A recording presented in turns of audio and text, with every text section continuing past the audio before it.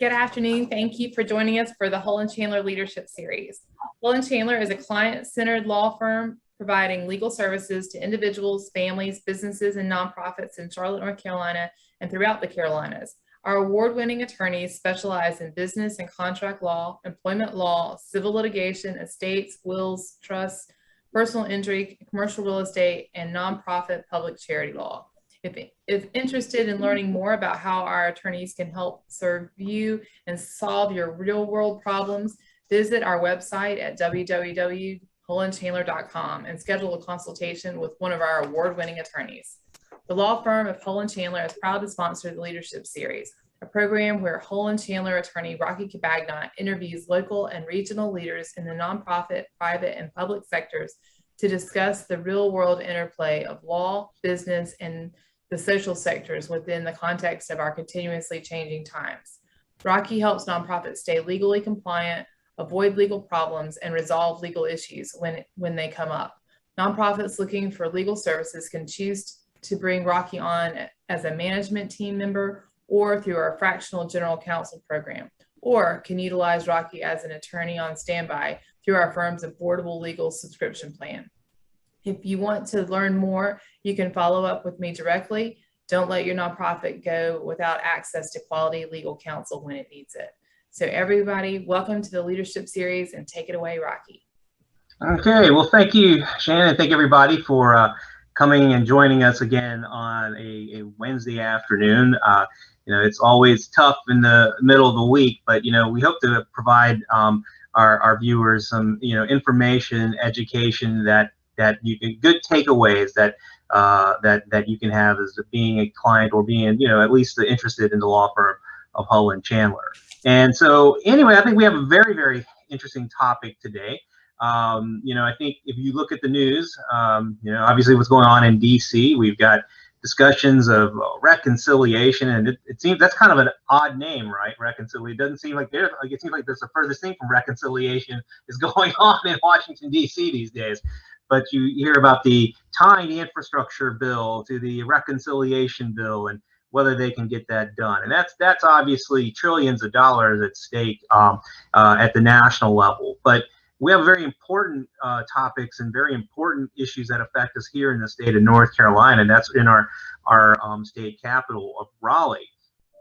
And one of the reasons why we're going to be talking today about lobbying and legislative advocacy is, as a lawyer, we can only advise a client to the limits of the existing law. And so what I meant by that, existing law.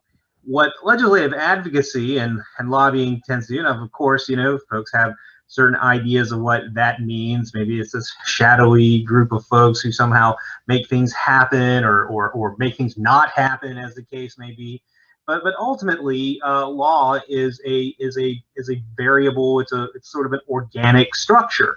And what was the law 10 years ago in a certain area may not be the law today, and certainly may not be the law tomorrow. But there is a process about how changes in law occur.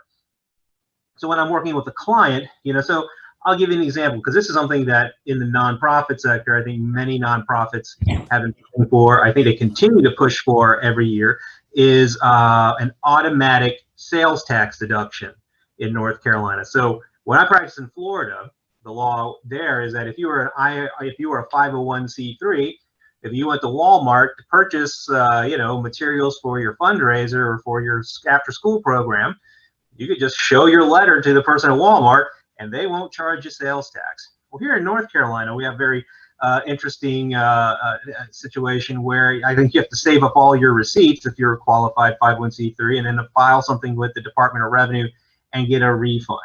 You can kind of tell the efficiency, just the hoops that you'd have to jump through just to get that is always, is about troubling. So a similarly situated 501c3 in Florida versus one in the same in North Carolina, is obviously saving a lot more money making their purchases sales tax free without all of sort of the waiting on a refund from the state at some other time. And so that's something that if a client comes to me and is asking about, well, okay, what is our situation, I can only tell them what the limits of North Carolina law is. I can't, now if I were in Florida and I have a Florida-based client, be a different story.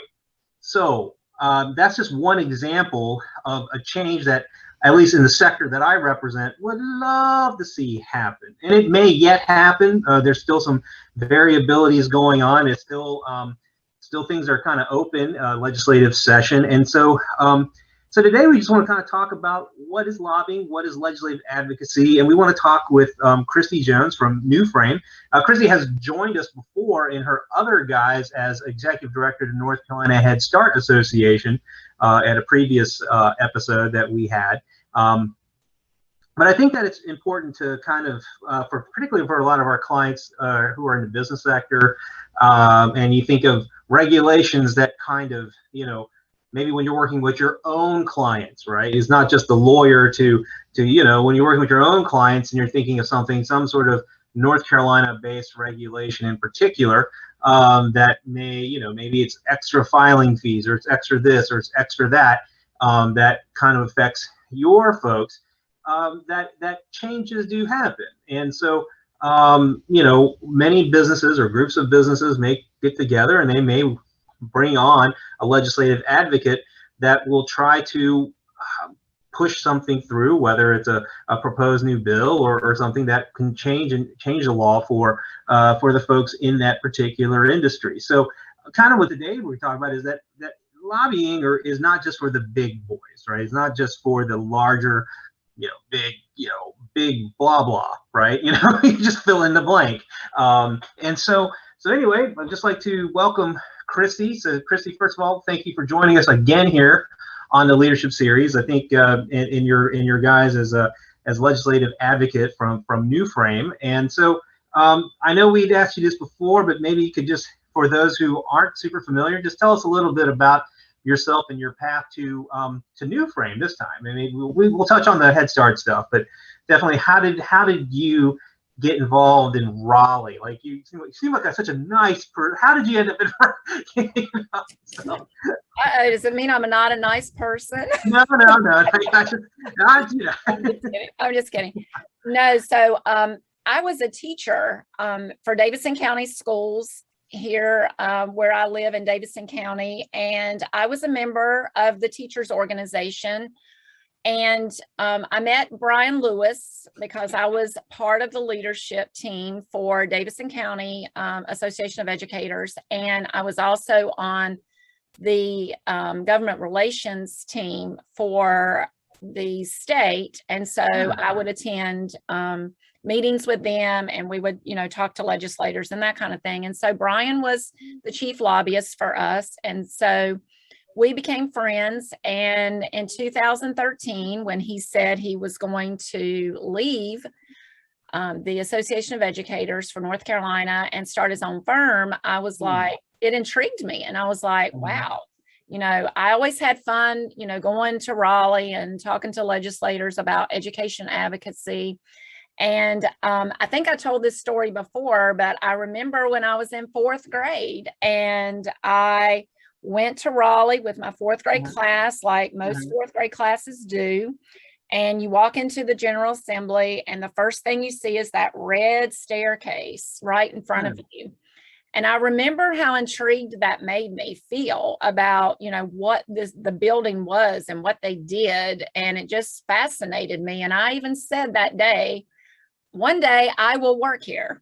And so asking Brian if I could, join the team, it felt like kind of like a dream come true, actually, so that I could, be an advocate on a different level for, clients, for organizations, and for people who needed help with advocacy. Absolutely. Well, so you're with New Frame. For those who aren't super familiar, and again, we'll integrate what New Frame does as we explain how the legislative advocacy operates. But who is New Frame?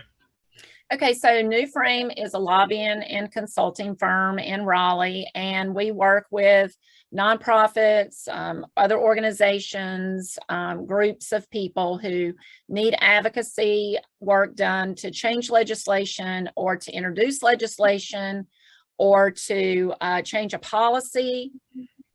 or sometimes it's communications. We do communications for a lot of our clients or organizations. We manage social media for them. We do newsletters, video to help tell their story, that kind of thing. So we like to pride ourselves in that we offer more than just lobbying services, but we want to be the whole package and help them get everything they need in order to get their message across to legislators and to the whole state.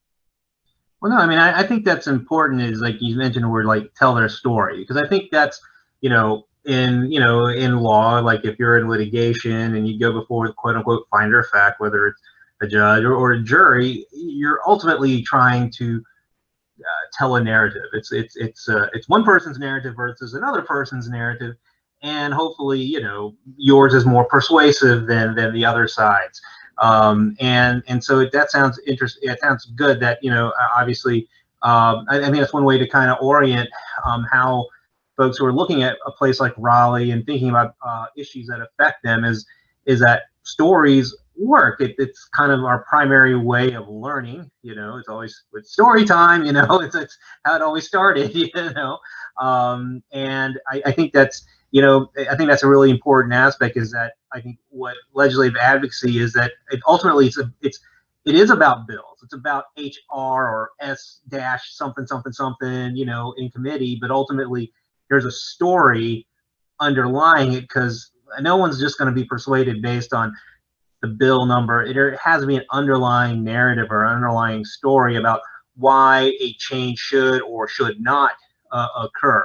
And so that's good to know that. And so for those of you out there, is that ultimately you've got to know your story before you even start thinking about trying to change any of the laws and such. And so what I think would be a great exercise, and I think you've got some slides here, and so you can now take over as put back your old teaching hat back on and treat it and allow us to learn a little bit about legislative advocacy. And of course, this is interactive. So those of you who are out there, feel free to unmute yourself and ask questions. This is, we do want to educate folks about this, because again, I think it's really important that those in our audience understand that this is, legislative advocacy is a service, right? It is a service. You're going to pay for it, but at the same time, it's not. It isn't like just, I don't know, buying something that's or investing in something that's so far afield. I mean, there are a lot of great stories, and maybe you could share them with just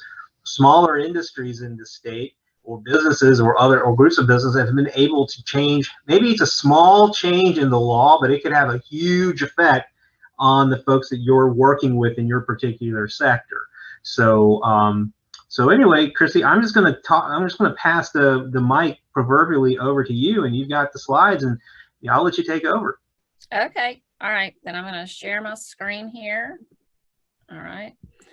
So lobbying guidelines. So if you want to just share information about your organization's work, you have a nonprofit, or you just want to discuss some social or economic or other issues, then you don't have to register. A lot of people, you can go as a private citizen, you can go talk to your legislator about anything that you want to, about a bill that's happening, about a bill that you would like to see, anything like that. You do not have to be registered to do that, because you're a constituent going to visit, or you're going to just talk about something for your organization. So you're just sharing information about your work, and there is no, you're not really lobbying for legislation. You're just sharing information. But if you want to lobby, actually, and you want to get a change made, then there's a registration required. Like most nonprofits or organizations or groups of people, they will register their organization. Like I work for North Carolina Head Start Association, so they are registered as a principal. And underneath the principal, we have lobbyists that are registered. Myself and Brian Lewis, that works with me at New Frame, we're both registered to lobby on behalf of the North Carolina Head Start Association, which could be child advocacy, subsidy rates, workforce, things like that, things that influence things that are in people's lives every day, not just childcare, because we do so much more at Head Start. So if you're a contractor, you must register because you're paid. If you're a lobbyist, you're paid to influence state legislation and or policy. So you must register if you spend at least 30% of your work time to influence, and the organization must register if they have a staff person or a contractor. So that's why Head Start is the contractor. So they are the principal registered for them. And then Brian and I are underneath them as the lobbyist. So it's like, say for instance, like one of our clients, is like a startup tech firm or something like that. But they want to, if they hired you, then their name would be listed as a principal with the state, and obviously the lobbyist, because you registered lobbyist, would be listed underneath them. Right. They would be registered underneath, and then you pay $250, and then I think there's like some little taxes that are on that. So to register, and so that's for the principal and the lobbyist. So say for like Head Start, it's $756 a year for us to register for the principal and for the 2 lobbyists. Do you tend to see more associations, like the blankety blank association? So it may be a for-profit, like I know there was a big issue with like the craft beer folks, and I think they banded together as some sort of association. Do you see more associations hiring you, or do you have like just an individual business that's just like, I don't care if I join with somebody else. I care. This is such a big deal. I'm going in there now. I mean, maybe, they're just like, I got too much cacophony here with the group of people I'm with. I just want to hire you. So what do you have like a lot of folks who are just sort of like non-association, just businesses or individuals who are just like, you know what, I'm tired of waiting on it. I want to start doing something about it now. Most of our clients are either associations or nonprofits organizations. So that's what most of ours are. That does happen sometimes, but for the most part, what we see is we see organizations. But again, I think it's because the way we do politics at New Frame, we encompass all of their needs. And when we give them a quote, it's talking about, and when we're lobbying at New Frame, we are in the building every day. Now there's 3 of us. And so somebody's in that building every day. We're at committee meetings, we're at session and that kind of thing. And I do not live in Raleigh, but I sometimes join virtually, but I'm emailing legislators while we're doing session or in committee or that kind of thing, or I'm emailing or texting Sky or Brian and saying, hey, I need you to go do this. And so we're checking up on stuff all the time. And then we also track legislation. We have a tracker that we have. And so we put in our clients and keywords that would trigger bills that are filed each day. And so, and then we file them under, if it's something we feel like we need to be watching for our client, then we file it under them. And then we send out reports to them at the end of every week of what has happened legislatively or with policy that affects their organization or their nonprofit. It almost sounds like gardening, like when you put down some seeds, you have to dig out first, right? You have to set the foundation, right? But then, every other couple of days you water it, you kind of look at it. Sometimes something bad happens, like a frost or something, might change things, but it almost kind of sounds like you're almost like every day I'm in there, I'm tending, I'm pruning, I'm doing what I need to do with this certain batch of legislation that I'm, trying to, to hopefully grow to the point where it gets to at least, before the governor's, like signature, right? I mean, I think that's the goal. Right. Well, each day,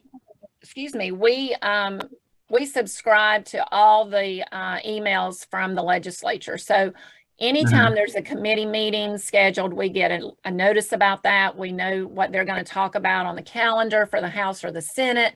Each committee, we subscribe to that. So we get a notice and it tells us what bills. And then if there's an update, we get that. So that kind of usually dictates my schedule for Raleigh is what's going to be on the calendar. And then sometimes if there's only one or two things, then I can monitor from home. But, you know, sometimes I can't do that. And so I'm there. But I always have, you know, the other two are there in Raleigh every day and in the building. So we have a lot of friends in that building, which is good. So, and that changes, you know, every 2 years that changes. So you're constantly making relationships, which is what lobbying is about. You have to have relationships on both sides. So being in the building, interacting with legislators, and I'll tell you, interacting with their staff, that is very important, because if you want a meeting, most of the time you're going through a staff person to get that meeting. So, you know, having those good relationships with staff is also key to making your lobby efforts work. That's very true. You know, like any county, you should be friends with the staff, the clerk of court in particular, because, you know, the judges, JA, you know, their assistants, I mean, they can make your life wonderful. They can make your life not so good. So, you know, I mean, you know, I think that's those ongoing relations. But thank you. Right. So, so you have to register with the Secretary of State's office. So lobbyists have to register, and then there's forms you have to fill out quarterly for lobbyists and for the principal. And so they have a website, and I'm really good. I do all of that for our clients and for New Frame. So I am really good friends with the lobbying and compliance director, Gloria Smith, at the Secretary of State's office. She's always so helpful. And so they're really helpful if you need anything. So, and then there's grassroots lobbying, which is protected by, you know, free speech. It's not regulated in North Carolina, and it's advice, calls to action to be public. So that kind of thing also happens in North Carolina. So when you're looking at the General Assembly currently, the way that the landscape is, so we have a Democratic governor, of course, and then we have 69 Republicans in the House and 51 Democrats, and then 28 Republicans in the Senate and 22 Democrats. So this is how the political power is currently in our legislature. So as you can see, we have Speaker Moore and his other three people that are in power, and then you have Senate Pro Tem Leader Phil Berger and the three people that are really in power with him on the Senate side. So then when you're looking at the power map, so it's kind of all over the state, which is good. You don't just have one section of the state that has all the power. So it's kind of spread out. We don't have anybody really in the middle, central of the state, but we have them on both sides. And so that's really good that it's all spread out and it's not just in one location. So when you are talking about going and lobbying, one thing that you really need to do is know who you're going to go talk to. So like when I first am lobbying for a client and I may not know the legislator real well that I'm going to have to go talk to, then I kind of do what's called a search or deep dive. So I go on to the North Carolina legislative website, and you can click on and learn a little bit about the legislator. So this one I picked was Representative Ashton Clemens. She's a Democrat from Guilford County, but she's a former educator. And so that's why I picked her. So if I'm going to go talk to her and I've never met her and I don't know anything about her, then I'm going to, first of all, write a letter if I'm a constituent and I'm going to talk to her. I'm going to write an email, which I can get off of that website, and send her an email and ask for a meeting. Either I would go to Raleigh or ask her if I can meet her somewhere in her district. And so, and then I would sign my name and phone number, address, that kind of thing, and wait for to see if I could get a response. If not, then I may, you know, call her or reach out again to see about getting a meeting.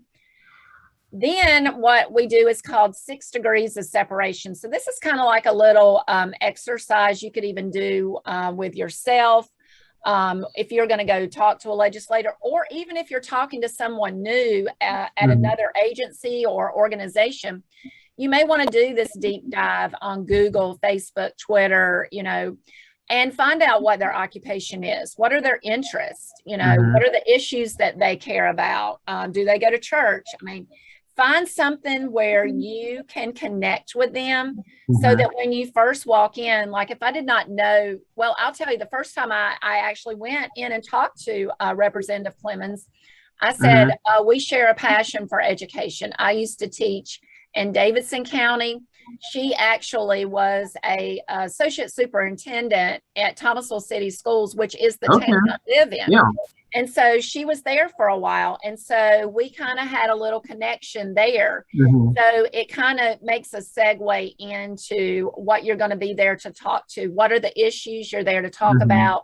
What bill, what policy change, that kind of thing. Or if you're there to talk about there's a bill, but you really think it could be made better if there was an amendment.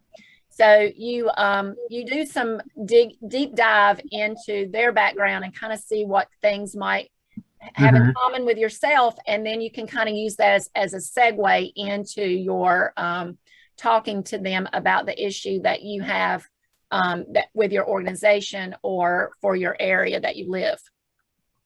So then you have your elements of persuasion. So she's on this side, what connects us? What problem is there, with the legislation or the bill? Show empathy and, see if she shows empathy. And then, you may have a solution or say, I want to work on the solution with you on how we can make this better. And just say, I want you to be the hero for, Head Start. So with Representative Clemens, could you give us an example of sort of what was an issue that you talked to her about and show us the problem and all that sort of stuff? Okay, so it wasn't really an issue that I had. She was helping start the Early Childhood Caucus this year. Oh, that's great. So, yeah, and so she, along with Representative Willis and Donna White and some others, really wanted to do, Senator Bergen, they really wanted to do something and have a caucus that would have people come and talk about the early childhood issues. And so they've met a few times. I know it's kind of hard on the years when you have a budget. They've met 2 or 3 times, but they've had people come in and talk about the issues and that kind of thing. And so that was important. And I just, I wanted to meet with her to tell her, that I was really excited about this caucus that they were going to have. And I hoped that, a lot of people would be able to get in front of them and talk about the issues around early childhood here in North Carolina and how we can make it stronger, how we can make it better, and how we can get more children access to that early education, which is so important and so vital for them before they start school and get in that kindergarten to 3rd grade segue. And so, like I said earlier, you're telling your story. You're not giving, trivia. You're telling your story. You're allowing space for them to engage you. So you're not just all the time talking. You're allowing them to ask questions, to engage with you. And it's like Brian always says, you're talking to, pretend like you're talking to a 12-year-old. And the reason is you don't want to use a lot of jargon that they do not know, acronyms they do not know. So you want to make sure that you're saying it in words that they can understand, why you're feeling this way, what you feel like would help, and that kind of thing. So, and you also have to assume they know nothing, because a lot of times in my work before I started lobbying, when I would go down as an educator and talk to some of the legislators from my county, I would say, did you know this was happening? Well, no, I'm not on the education committee, so I don't know. So a lot of times they may not know. And there's so much things that happen daily at the General Assembly, especially when bills first start getting filed, that kind of thing. There's just really no way they can read through every single piece of legislation that's coming across their desk if they're not on that committee. So a lot of times you do have to educate them. So make sure that you're talking to them in words that they can understand. And then they're not going to admit they're confused. So you've got to make sure that you're getting your message across and your point across in a way they can understand. So did you want me to stop, or you want me to just keep going, or how did you want I mean, well, keep going. I mean, talk about like, so it sounds like from what you said, this is sort of, you got registered and you've got to develop your narrative. But maybe for those of you in the audience or such, is that, so if you were to say, because I guess, you know, we can talk about what lobbying is and such, but what is it like? So if, say for instance, one of our clients is interested, or maybe I like myself, I have like a couple of associations that I work with, and they're really interested in trying to do something. What is the process of engaging? Because I know it's kind of that intimidation aspect. Like a lot of people have never even, you know, most people don't go to a lawyer until like they're absolutely forced to go to see a lawyer, or so sometimes a doctor, which really is sad, you know, but that's kind of that's sort of the case there. So if, say for instance, one of our, I mean, do they just call you up, or I mean, how does that relationship between the potential client, like either an industry or an association or a nonprofit and a group like New Frame start? I've always been kind of curious, like, they look you up in a phone book, or is it like word of mouth? I mean, how does one just go about, you know, hiring a lobbyist? It's so that's very interesting. So question, because a lot of times other firms, you know, they don't want to, you know, work with that kind of client or something, or they may have a client that would be in competition with that, you know, there might be a conflict, so they may recommend us. We're on all social media platforms, and so a lot of times people will find us that way. A lot of times word of mouth happens, so you just contact us. We usually get a little bit of background of what kind of things you're looking for, what's your organization about, what kind of legislation are you trying to get made here or changed, or what policy. And then we put together a proposal, and then we either virtually or in person, you know, do the presentation, and then you just kind of wait for them to contact you back and let you know if, you know, you're hired. We've sometimes, you know, we do a presentation, you get hired right on the spot. Sometimes, you know, they're interviewing other firms and you have to wait a while. So it just depends. So it depends on, you know, if someone is really given a glowing recommendation, you may get someone quickly, or if, you know, people are really wanting to search out and they're not sure, then you may have to wait a little while, and, you know, there may be like a little bidding more or whatever. So it just depends. In the lobbying world, are certain, like, and maybe you can talk a little bit about your firm, but I know in law, you know, there's certain firms that might be known for a certain area of law more, you know, so like certain groups are just known for workers' comp, or some more for family law, or this is definitely a business law organization. Are there particular, like, if are there certain, I mean, I guess, because again, any lawyer can work with any person in theory, right? But typically you have specialties in your practice. Does New Frame sort of have like its own sort of, like, obviously early childhood is one, but are there other areas that, if you're not just in the early childhood space, that and you're wanting to kind of change a law in North Carolina, that New Frame would kind of at least have some kind of, I don't know, record in working in? Or it doesn't even work that way? Or is it just like, whatever you want to work? Yeah, it just depends. I mean, you know, we have had, you know, people contact us before and we don't feel like we're a good fit.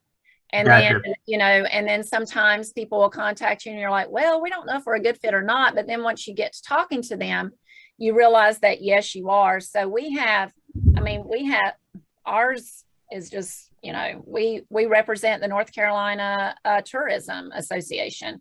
The professional firefighters and paramedics, North Carolina Coalition Against Sexual Assault. We specialize in a lot, and we are fortunate that Sky, who is on our team, she's a lobbyist and attorney, and so we're very fortunate there. And she So she can contact if there's legal issues or policy issues. She's great on amendments and drafting legislation, especially like complex legislation. She's really good at that. And she's also won some several impressive legislative victories for New Frame, including a landmark sexual assault bill in 2019 that is continued to be celebrated today. So, and then Brian has been at the General Assembly for over 21 years. And so he's our lead person on communications and legislative strategy, that kind of thing. And so, yeah, go ahead. I was going to say, so it sounds like, so Sky is like sort of like writes the law. So again, I guess, so when you, because if I want to change the law, right, I know what the existing law is, but so New Frame or a group like New Frame would take the existing law and kind of like redline it or mark it up to sort of like how it should read, and that's how you'll educate the legislator and say, kind of make it easier for them instead of telling the legislator, well, I think we should just change this, and then they leave. It's probably better to just hand them, and then they could either use it or they could make their own addition to it. Because I get, you know, it's one thing to say like I'd like a pizza versus like I'd like a pizza that has pepperoni and this and that and the other, and I think that's so I guess for those of you out there, so a group like New Frame can also craft the language of the proposed law in the way that obviously would work for the client. Yes. And then you try to push that, or you try to at least, you know, persuade someone to take it up, to introduce it, and then hopefully they don't try to take too much out of the language that you right. propose. Well, and see, so that's where the relationships come in, because when a client comes and, you know, they have something we're thinking, then we start thinking, okay, which legislator would really be a good champion for this? Right. So we kind of think about that and strategize and brainstorm on that. And we're like, matchmaking, basically. Yeah. So this is who we need to go to. And then you try that first and then see. And, you know, sometimes it works, sometimes it doesn't. You may have to drop back and punt. And, so that sometimes happens as well. So, so like I said, we do bill drafting, amendments, policy change, that kind of thing. And the communications, we manage some groups' Facebook page, their Twitter page, that kind of thing. They're, my mind just went blank. No. They're Google, I mean, you know, whatever, Instagram, Twitter, all those. So, I'm like looking at all those symbols and my mind's like overwhelmed. So we do a lot. We do weekly newsletters for several of our clients. It's, you know, e-newsletters that they post on their websites. They send out to their members, that kind of thing. So, and it keeps them up to date on legislation that's happening and also happenings within their own organization. So do most lobbying firms also handle communications and social media management and that sort of thing? Or are you sort of unique in that space that you'll do not just the legislative advocacy, but we can also handle an organization like an association's communication strategy? We we're full service. So there's not a lot of, I don't know of anybody else that does that. So we pride ourselves on that, because that way you don't have to hire someone to do your communications, or you don't have to hire somebody to do a video for you, or newsletter, or run your social media. So, and like I said, we give them real-time updates with our legislative tracker when that happens too. So we pride ourselves on being, you know, full service, where you don't have to hire other firms. And then you're getting into, okay, we got to pay this for this and this for this. We just give you what your monthly bill will be, and it includes everything. So. All right. Well, we have some questions in the chat already. Christy, if you want to take them right now from Todd. We've got 3 questions. So it's great. He did our number too. So that's perfect. So first question, does New Frame only target North Carolina legislature, or does it work in other states? We work in North Carolina, but now we have clients that are outside of North Carolina that we do work for them here in North Carolina. I don't know if that answers his question. We have at one time had a company that wanted us to do some work in other states. But you have to be registered in those states too. Yeah, So that you have to be registered and that kind of thing. So not saying we wouldn't. yeah, but you got to have the relationships, right? If you've got Right. the yeah, that's you'd have to go form relationships. So yeah, that's a lot of brunches if you're going to go into another into another state, right? Yeah. A lot of, right. Okay, number 2. So here's this is a good question because this is I think we're so Raleigh and DC focused. This question is, what about lobbying municipalities, i.e. counties and cities? So we do. So a lot of cities have their own, or counties have their own lobbyists, and that work at the General Assembly. And so yes, they can hire a lobbyist to do work for them. So yes, that can be done. Okay, and then the third question is, given that COVID has pushed companies virtual, a lot of companies have more flexibility than they have had in the past. How do companies that are considering relocation learn more about favorable or unfavorable states to operate in from a legal standpoint? Well, that might be more. Yeah, that one's kind of that's kind of deep. I would think they would maybe have to, look at. You have to hire a lawyer, right? Yeah, you may have to hire a lawyer for that one. You can go on the. You can go on the website for the General Assembly and look at how laws are and that kind of thing to see how laws may or may not affect your business if you're coming. That would be my advice for that question. Yeah, it seems like that might be almost one of those like economic development questions, like incentives and I think there are actually firms that are out there that specialize, almost like brokers, where they represent companies that are looking to relocate and go to County X and say, hey, County X, I represent business Y out of blankety blank Kentucky, and we're looking to move. What do you got for us? And then they go to another county and they kind of do that. Because strangely enough, I do a lot of nonprofit work, but one of my clients is actually an economic development commission.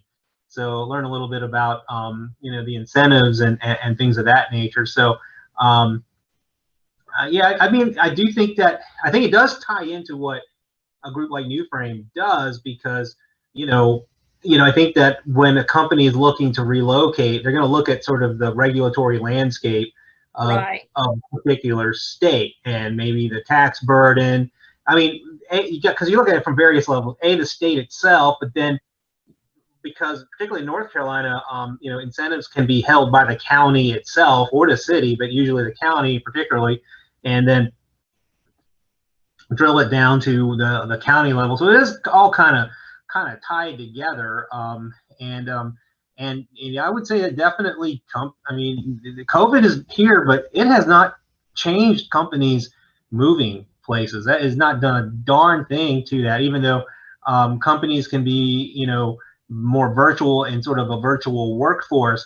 You're still wherever you are, there's still a lot of stuff that's still going to need logistics, and you can't virtualize like an Amazon, warehouse or something like that. At least not yet, anyway. Right. Yeah. So, who knows? You might can one day. Then I have like we do videos, and I have like one little short video to share that we did for Head Start for a campaign we were doing. Dad had a 4th grade education. My mom did graduate from high school, but the one thing that Dad and Mom always taught us, that education was the priority.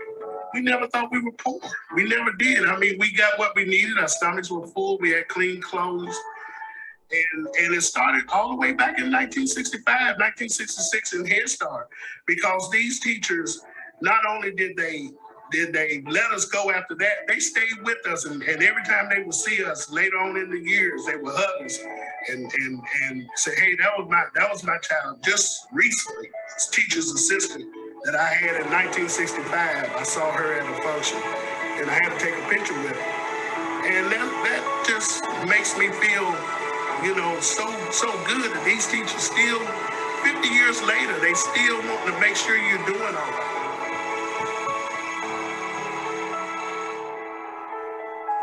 I'm Keith McCorkle, and I am Head Start.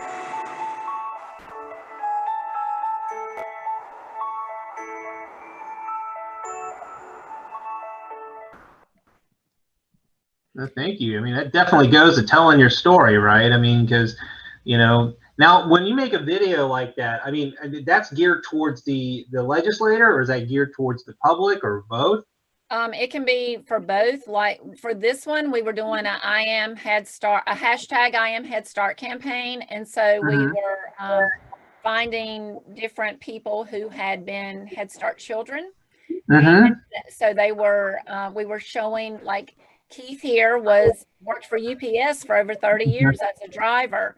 We also did one on a legislator, well, a county commissioner, Jessica Holmes in Raleigh.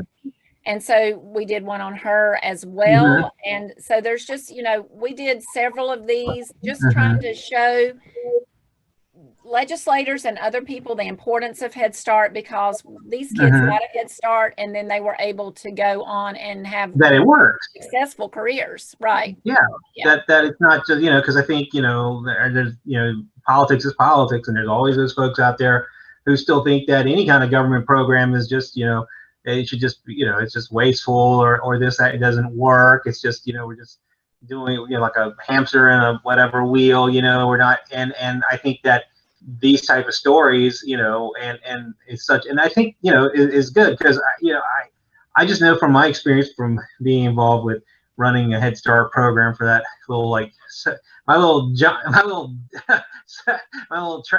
like a detour that I took in my career of being involved with a community action agency, is that I did notice that particularly a lot in the nonprofit sector, is that there could become stronger in telling their stories, particularly their historical lineage stories, particularly those like Head Start and early childhood. I noticed that even when I was a legal aid attorney, because those are nonprofits, but I think they're so caught up in the work that they lose sight of sort of the greater meta narrative, the stories that you have to tell to kind of get people to buy into why you're doing what you're doing and such. So that's good. And I think that for those out there who are either in the business or nonprofit sector, I think it's when the story of an organization and why they're doing it, it makes so much more sense, and it's so much easier to either patronize that business or donate or support that nonprofit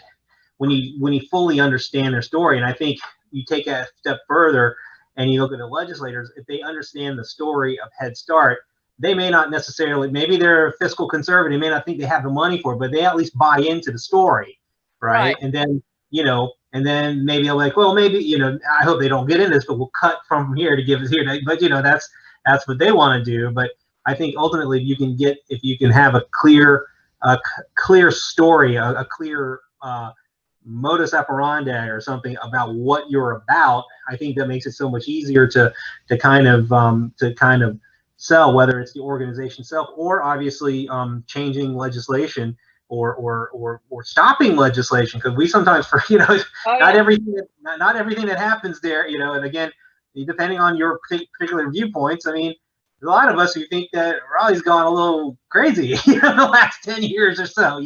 It's like a lot of people are just put a stop on things versus move things. But then, a lot of that is in the eye of the beholder sort of thing. But I do think that that's a really great service that, because there's obviously there's that old story, which is like sort of like, I wrote my congressperson and I told him about this and such, but it's like I just we had a client, their friend got a speeding ticket in York County, and so they emailed me and Nathan. He said, so who my friend got a speeding ticket, and we're like, well, you need to hire somebody in York County, and so we got a name of somebody in York County. If I didn't I don't have a South Carolina, but if I did, I'm still not going to. Why? Because I don't know York County. I don't know the judges in York County. I wouldn't even begin to know you know, I mean, I could maybe learn the technical things, but there's a lot of nuance and just familiarity that goes for being sort of a local, right? And so I think that if you want to change something for better or worse, you want to use a guide. It's almost like a tour guide, right? You know, you want to have somebody who knows their way around Raleigh versus you just kind of sending a postcard or something saying, please change this law. And I think it you know, and I'll say this to credit to New Frame and the Head Start Association. You have seen a lot, just even the time that I was there in Head Start, you've seen a lot of changes that have been very beneficial for early childhood and childcare in general. It does work. I think that, you know, again, there's still a lot. It's just like with anything, there are a lot of variables.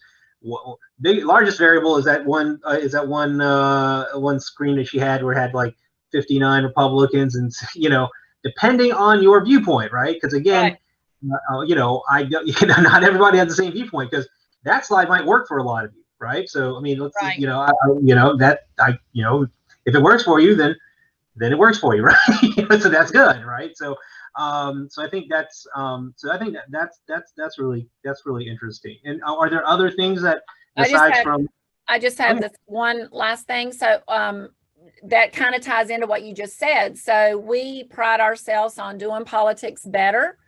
And so we do work with both sides of the aisle. You know, we don't just go talk to Republicans or just go talk to Democrats. We pride ourselves on having friends on both sides. And so we hashtag everything, do politics better.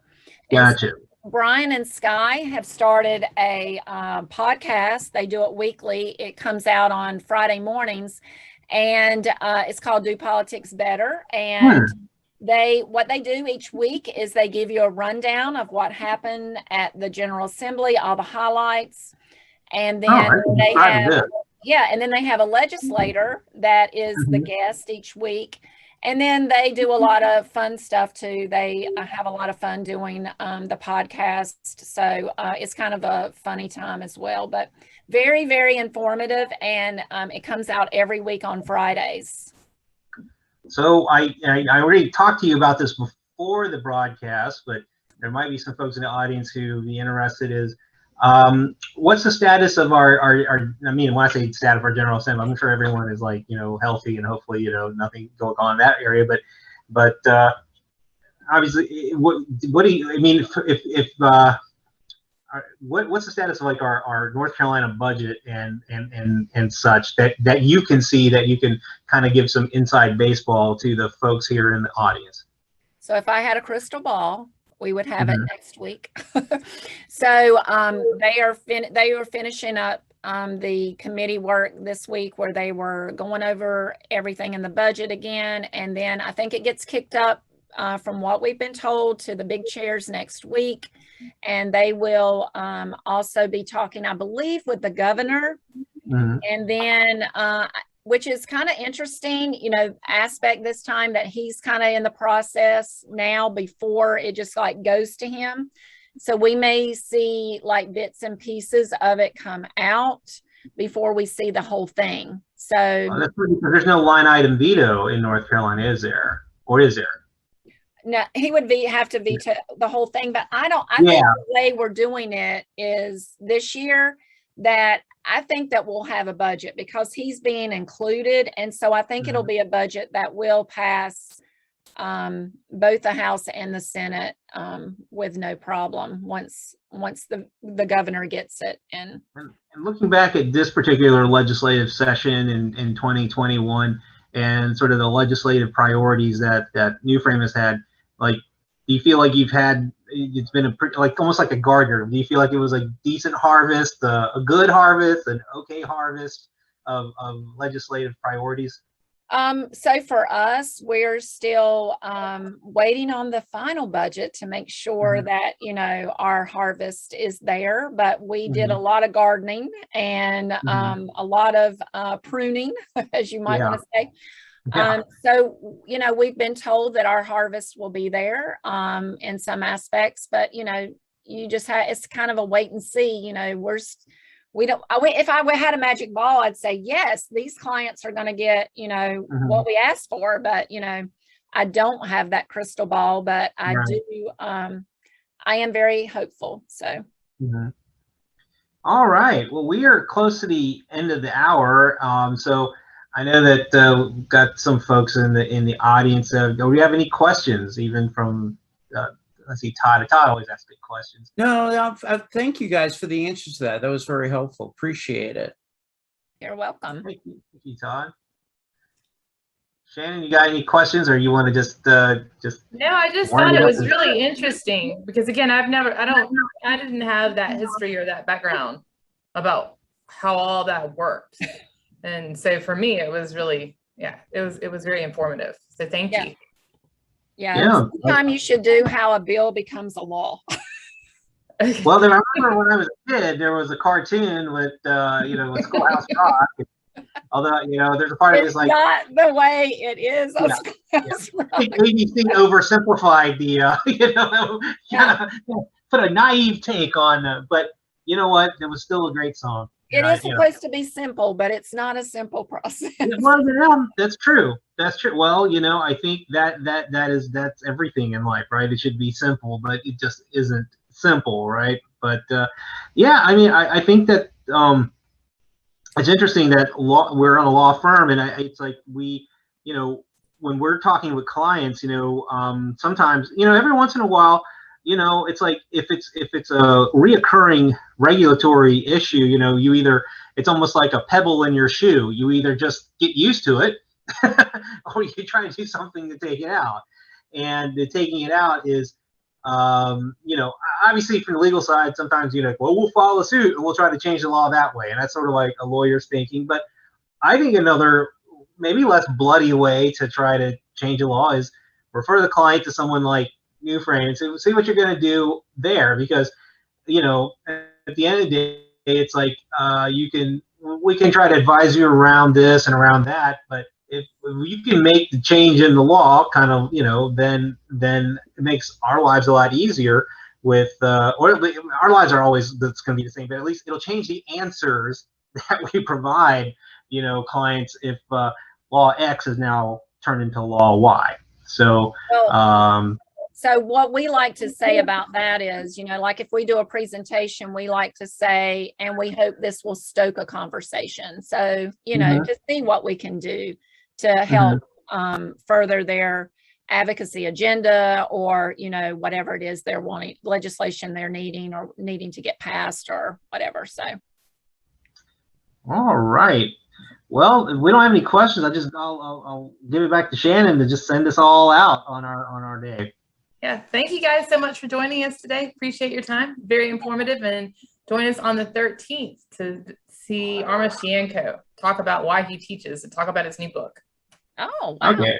That sounds interesting. He's the Gen Z whisperer. Oh. So that's So if you want to understand the Zoomers, which I don't, I have one son, but I still, I don't know why he's in the room with his computer all the time. That's a whole other story. But I'm gonna be asking a lot of questions. I'll be asking Arma a lot of. I got a laundry list. Why does he have 8 monitors? Why does I only need 2? So that's all right. Okay. Well, thank you, everybody. Have a great week. I appreciate it. Thanks so much. Okay. Bye-bye.